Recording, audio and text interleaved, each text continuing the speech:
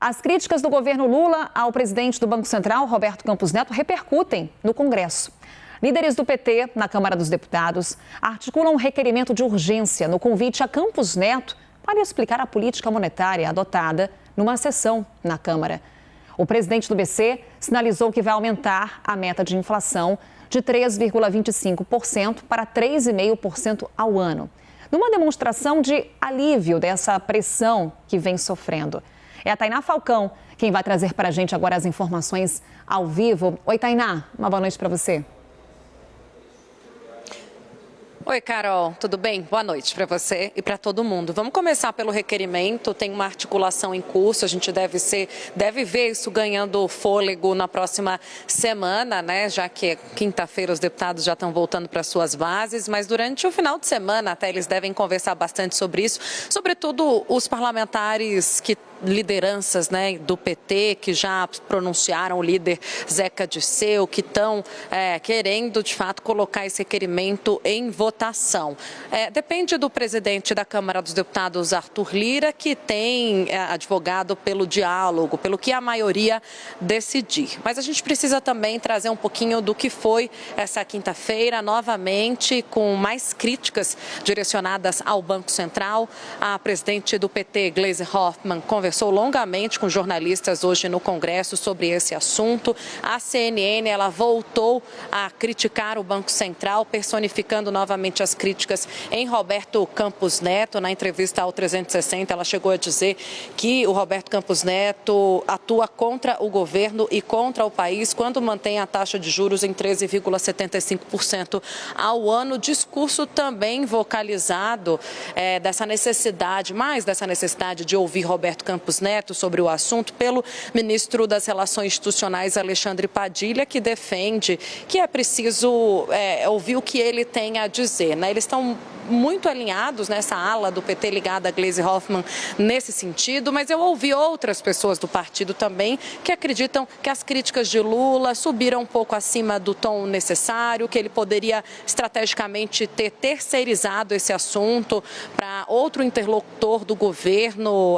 avançar nessas críticas. Ouvi também que a curto prazo, né, já admitindo, pessoas auxiliares de Lula admitindo que sim, pode ter a ver com a escolha dos diretores do Banco Central, com a intenção do presidente em fazer uma escolha pessoal e não pró-mercado, como estava sendo desenhado até o momento, numa costura até então protagonizada pelo ministro da Fazenda, Fernando Haddad, em contato com Roberto Campos Neto.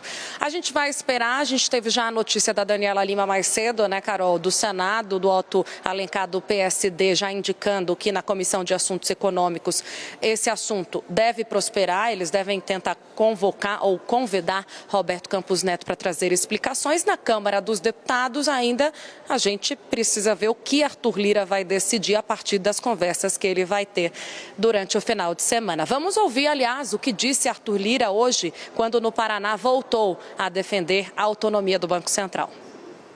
Eu tenho a escuta, a tendência do que a maioria do plenário pensa que seria com relação à independência do Banco Central, esse assunto não retroagirá, né?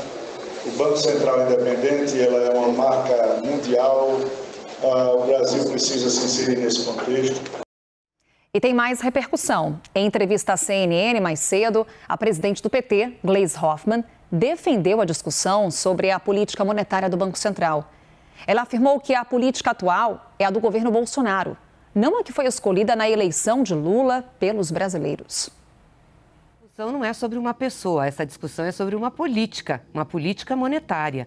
O que o Banco Central está aplicando hoje de política monetária não foi a política vitoriosa nas urnas, é a política do governo anterior, é a política de Paulo Guedes. Não há justificativa pela realidade econômica do país hoje de ter juros de 13,75, nem tampouco da meta da inflação ser fixada em 3%, que é uma meta inexequível. Uma coisa é o Banco Central ter a sua autonomia, ter mandato, outra coisa é ir contra o Brasil e o desenvolvimento brasileiro. A senhora, então, atribui a Campos Neto uma posição política? Ele tá atuando como um opositor, um remanescente do bolsonarismo na esplanada? Essa é a visão que o PT tem dele? Com esse juro de 13,75, essa é a única avaliação que me resta. É contra o país e contra o governo que está aí. Não é nem contra o governo que está aí, contra o país. Daqui a pouco, claro, tem análise sobre esse assunto. Vamos voltar a essa discussão e esse embate entre Lula e Banco Central.